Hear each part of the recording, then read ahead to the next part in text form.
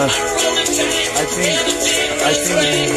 take this. I think it's too big. Okay, so hi guys! Welcome back ulit sa aking YouTube channel, Nets and Vlog. Mega love shoutout po sa inyong lahat. So ito na nga po guys, no, itong si Dean Chase ay hindi na po nakatiis. Talagang nilabas niya na yung audio na kung saan maririnig niyo po doon na mukhang sabog na sabog etong nilalaman ng audio na ito. Kung matatandaan niyo po na itong si Dean Chase ay bigla itong nag-react noong ni-reveal ni Senator Amy Marcos na itong si PBBM ay gumagamit ito ng ipinagbabawal na gamot. So si Dean Chase nag-react agad at galit na galit kasi nga alam na alam niya na totoo talagang laging sabog etong mag-asawa na ito dahil may hawak nga daw siyang audio. So ngayon, ihanda ninyo ang inyong headset, ang inyong mga earphone para maririnig ninyo kung sino yung tinitira sa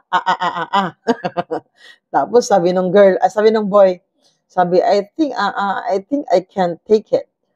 Sabi ng girl, do it for me, honey. Di ba? You like it? Yoks, kadiri. No? So ito po yung, basahin muna natin itong caption ni Dean Chase kasi para po ito sa pang-adult lang po ito. Yung may mga anak dyan, huwag nyo iparinig itong audio na ito ha. Ito po ang kanyang caption. Pasintabi po sa video na ito ay naglalaman ng maselang bahagi. Kung ayaw nyo po itong marinig, mangyaring ipagpatuloy lamang ang pag-scroll. Ibinigay ko po ang lahat ng aking makakaya upang ma-enhance ang audio na natanggap ko. Paumanhin. At nasa inyo po ang malayang pag-interpret ng marinig nyo. Naway gabayan po ang ating mga pag-iisip. Pero ako guys, no, kahit hindi ako gumamit ng headset, talagang very clear, no, na sila talaga ang nandoon sa audio. So ito na, panoorin po natin ang video ito at huwag niyo pong kalimutang magsuot ng headset ha dahil habang nag-aano po sila ay may music background po, no. Nagpapaandar po sila ng music. Okay. Pero kung ilapit niyo lang po yung tenga niyo sa cellphone, talagang kasi ako ginaganon ko eh. Marites talaga. Marites talaga, no. Ginanon ko eh. Yan lang kayo, ginanon. Talagang gusto kong marinig kung sino. Yun, very clear na siya nga yun. Yung babae at yung lalaki. Kadiri. Kadiri! Basta, ako. Ito, panoorin natin. Basta, kayo lang ang humusga.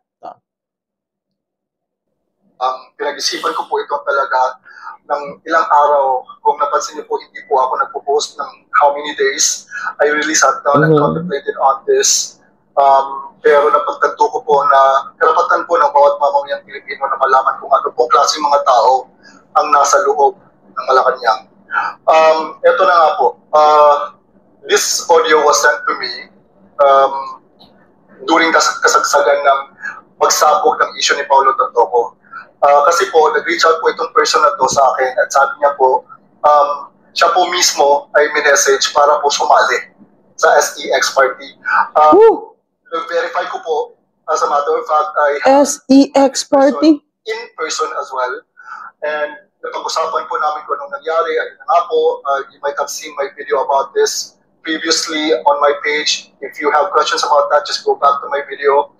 Ayun na nga po, na-send po niya sa akin ito and verified this person is actually an SEX party goer. As a matter of fact, taga San Francisco po siya. And always po siyang sumasali sa Folsom Street Fair. Now, what is Folsom Street Fair? Hindi ko po ito pwede sabihin dito sa video kasi po masyadong adult, but you can Google it. That's FOLSOM Street Fair. Yan po. Parati po siyang sumasali dyan. He's always present in the SEX party scene. And ayun po, naka-receive po siya ng message at pinasali po siya sa isang private SEX party. At saka ito na nga po ang resulta nito. So, again, before we go to that po, to the audio, let me just say na karapatan po nating bawat mamamayang Pilipino Tama. na pilitin po natin ang ating Pangulo na mag-take ng air follicle test. Kasi po karapatan po nating malaman kung nasa maayos po na pag-iisip ang Pangulo natin to lead a country. Kasi hindi po isang, dalawa o tatlong buhay lang ang minamanage niya. Ang dami pong buhay. Buong bansa, buhay ng mga mamamayang Pilipino po ang nasa linya nito. Dapat po tayo magalit, dapat po natin pilitin. Kasi ito po ang only way na malaman natin kung nasa tamang pag-iisip po ang Pangulo natin. Again, this video is up for interpretation and it's totally up to you. Ayan na, ayan na. Yung headset nyo, i-prepare nyo ha, or ilapit yung cellphone sa inyong mga tainga. Ito.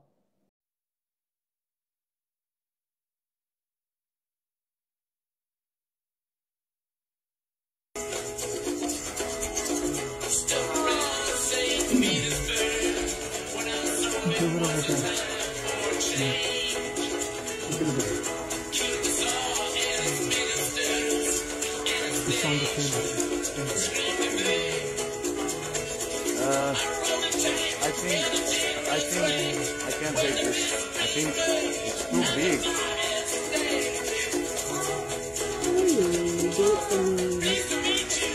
You love this, right?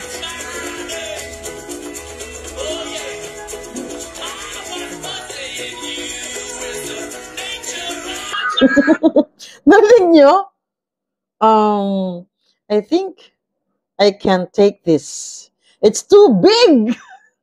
Dinig nyo ba? Sabi nung babae, honey, do it for me.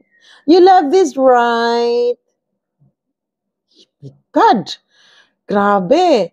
Oh, di ba? Nangyari daw ito nung time na kasama nila si Tantoko. Oh, nagpalubi si BBM. Oh, ang dami Diyos ko po, pinagtatawanan tuloy sila. Kita nyo guys, magbabasa tayo sa comment section.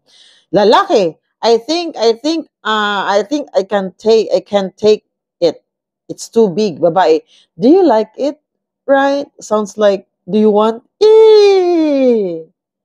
Hala ka. Kayo guys, napakinggan nyo ba kung sino? Familiar po ba yung voice? Napansin nyo ba kung sino yung nagsasalita? Di ba? Si Dinchis po mismo nagsabi na ito daw nasa audio ay sila nga mag-asawa. Mahilig pala daw ito. Ay, mahilig pala sila sa threesome or foursome. Ano yung threesome, guys? May nag-comment to. Hala, ang tatanda na, nakikipag-threesome pa rin. Hala, SEX party. Hala, grabe, mga addict talaga. Ayun, pinagpipiestahan tuloy sila sa comment section. Ano pa yung threesome, guys? Foursome din daw. Ano yun? Wah, palubot jud si BBM. Diba? Addict. I can't, it's too big. Hala. Di ba guys, kung totoo man ito, grabe may addict na tayo na presidente. Sabi ni Amy Marcos may addict pa tayo na presidente. Full package na, no? Full package addict na, mahilig pa sa SEX party kasama ang kanyang loving wife. Ano? Diba? O sa susunod video na daw po ang ipapakita ni Dean Chase.